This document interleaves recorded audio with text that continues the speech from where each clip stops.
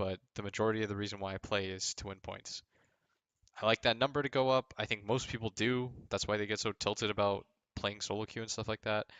For a lot of people that play at this level, and I mean that are from like 5K and up, their goal is also to gain MMR. It should be because yeah, a certain subset of people are only looking to improve and they don't really care what their MMR is. But for the most part, that's also how you gauge your improvement, right? It's the only real tangible way that you can kind of see whether or not you're getting better. It's one of the best ways to get noticed as a professional as well. Uh, I mean, there's just tons of good benefits to having good MMR, higher MMR. You get better quality games. Like, there's not a whole lot of downsides to having higher MMR. The point, though, that I was making and that I was not justifying or trying to justify because I do not ruin games. You can go through my profile list. I went through it earlier with people. I think I've abandoned 3 games in the past, like 300, 400, and 2 of them were internet related. One of them, my team just wanted the game to be over. We had a Templar Assassin go Blightstone first item, die 6 times mid, and we found out through their 300 XPM, 300 average GPM that they were an account buyer and they were very proud of the fact. So I just said, okay, guys, I'll take this one, I'll leave.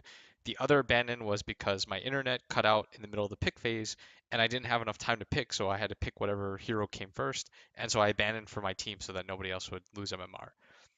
I do not like game ruining. I'm not condoning it in the least. Every time CCNC, one time you can go find the VOD of CCNC. He plays a game with me. He plays puck. He gets mad because he gets ganked and he leaves. And the first thing I do is I message him and I say, "What the hell? Like, what are you doing, man?"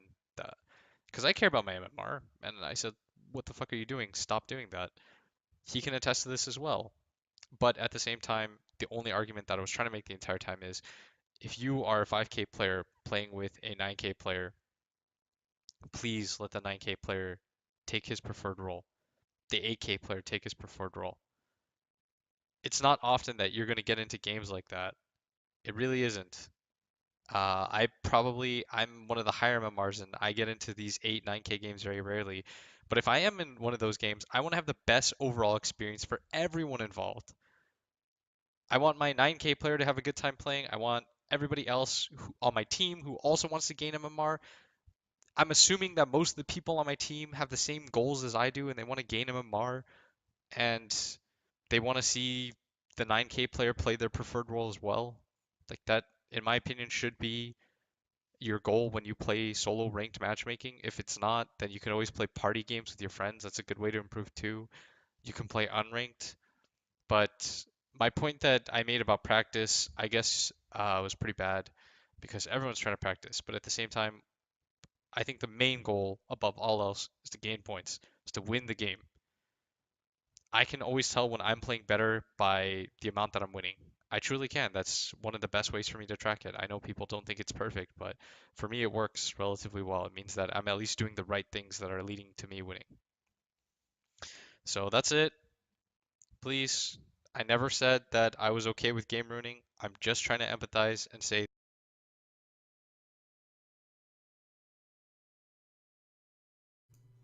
Hello, everybody, this is Nahaz, and welcome back to Esports Economist. I wanted to try something a little bit different with these videos. The last one that we did was on the Dota 2 major system and the opportunities that I thought it was going to create in the scene. I'm going to try producing some content over the next couple of weeks of a little bit broader relevance in esports. Those of you who are looking for TI7 content, don't worry, that is coming. But I also have an article, for example, on ESPN.com today talking about what we can learn from the 4 major esports, giving my perspective as an economist. So I'm going to try and branch out a little bit here. And we're going to touch in today's video on a number of topics that I find interesting in their own right. So please do let me know what you guys would be interested in hearing about in the comment sections below. But today's topic is about brand equity. This is a very important concept both in traditional sports, and we see it being built up over time in esports, and it's something that I think is going to continue to become even more relevant as the esports industry continues to grow. So what exactly is brand equity? Take a look at the white shoe you see on your screen. Ask yourself, where do you think this shoe would be sold? What kind of store? what kind of person do you think would wear this shoe, and how much, for example, would you be willing to pay for it? And then ask yourself, does this change your answer? These are two functionally identical shoes. So this is not necessarily a perfect thought experiment, but I do think it has some meaning. The question is, does the presence of the characteristic Nike swoosh affect the kind of person that you think would wear this shoe, where you think it would be sold, or how much you would be willing, or you think someone else would be willing to pay for it? Now, it just so happens these two shoes are functionally identical. These are both Nike Air Jordan 1 lows, and apart from slight differences in the tread pattern as well as the weathering of the leather on the outsole, these are basically identical shoes. Now, I said it's not a perfect thought experiment, because if you did go ahead and look at the upper shoe in a store, it would have the Nike brand label on the toe and presumably also the inside of the heel. And the classic definition of brand equity is the price or the value premium commanded by a product or by a firm with a recognizable name or symbol when compared to a generic equivalent. So this is not exactly a generic equivalent, but I included it as an example of how this kind of branding or logo usage can change a consumer's perception of a firm or a product.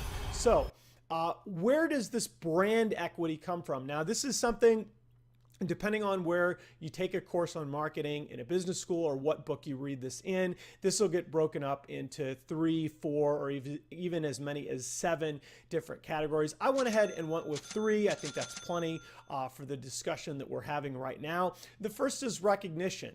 The first step in any creation of brand equity or brand value is that customers easily recognize and identify the product, where it's going to be sold, and what purpose it's going to be used for. So the first step is that customers have to be able to identify that logo or slogan, what have you.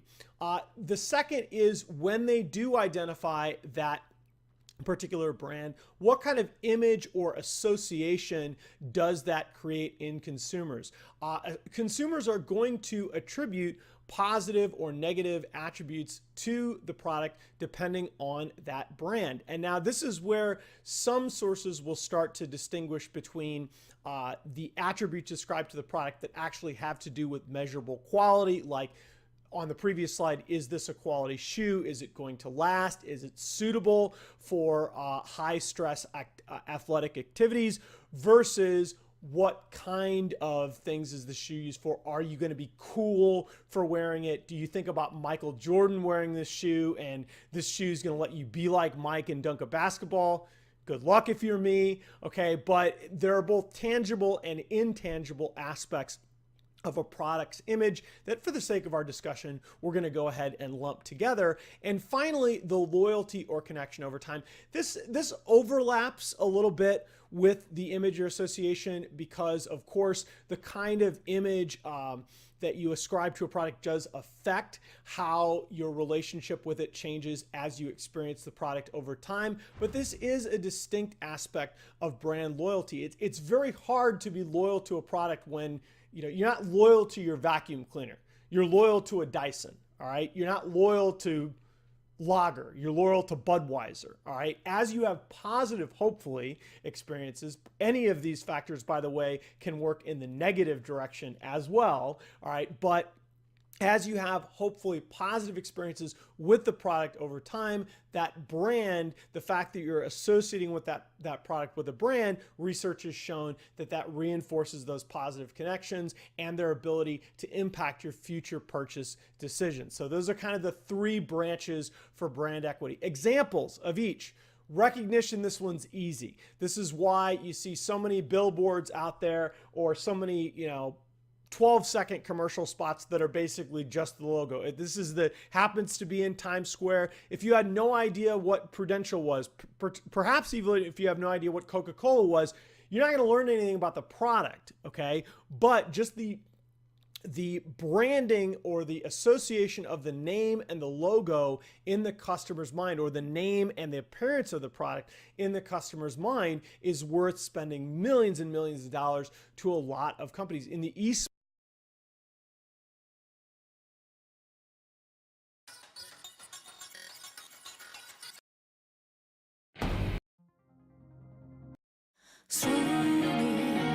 there's something changing. It is here, uncertainty is hiding. Somehow it starts to linger. We were so afraid of what's about to come. But time lies in No, I need disruptor mid. You go in bottom, your hero can help you. Run first Q. Come mid.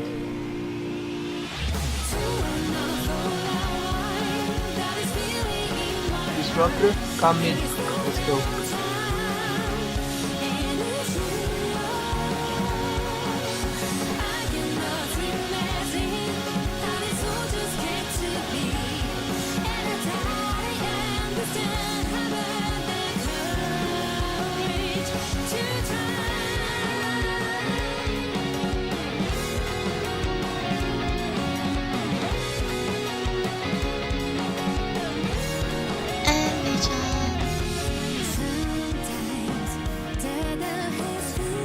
Kanka go bottom.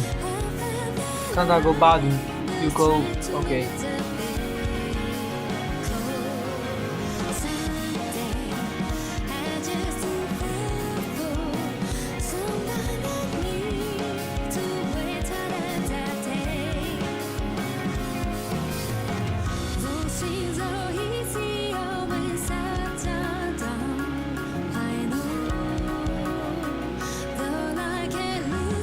Go, go, go, go.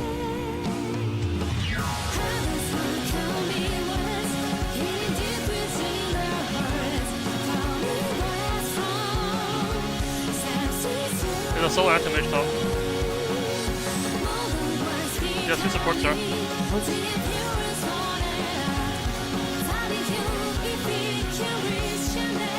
Kanka go bottom. Disruptor just hit Ember. Just hit Ember. What the fuck do you mean?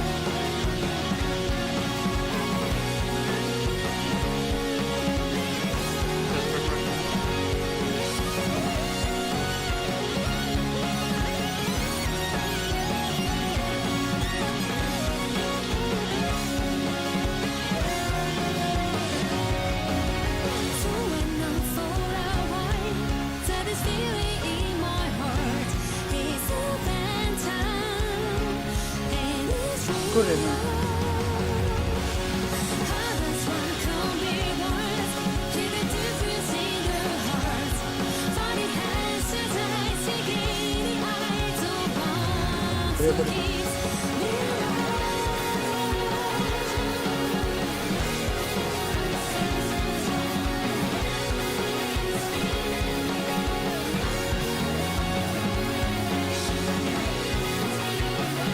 I told you to learn first skill.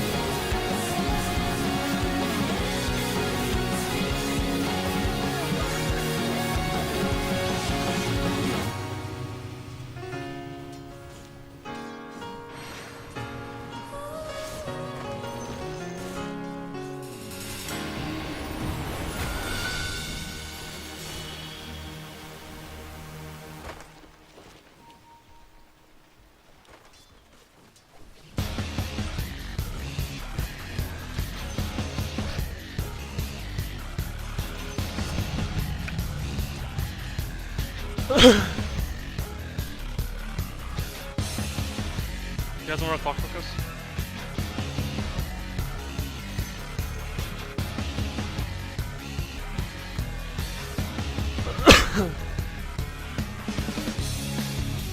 Just come, harass him.